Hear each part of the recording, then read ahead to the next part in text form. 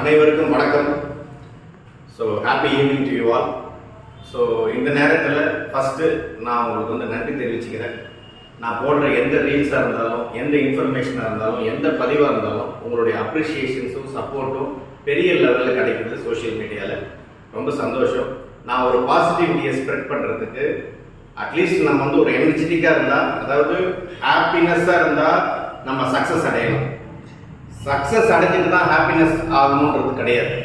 அதனால நம்மளுடைய ஜேர்னியை, நம்மளுடைய ப்ராசஸை நம்ம தினப்படி நல்ல விஷயங்கள் வந்து நம்ம வந்து பாசிட்டிவிட்டியை ஸ்ப்ரெட் பண்ணிகிட்டே இருந்தோம்னா எல்லாமே உங்களுக்கு வந்து நீங்கள் நினச்சது போலவே நடக்கும்.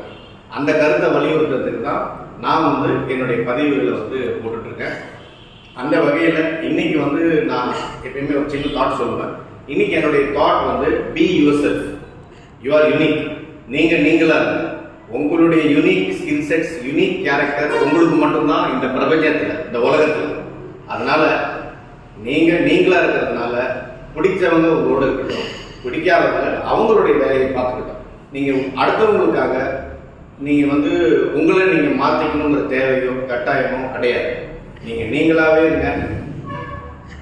அடுத்தது வந்து பார்த்தீங்கன்னா, இந்த வாழ்க்கை பாதையில், பயணத்தில் நீங்கள் வந்து நிறைய பேர் சந்திப்பீங்க.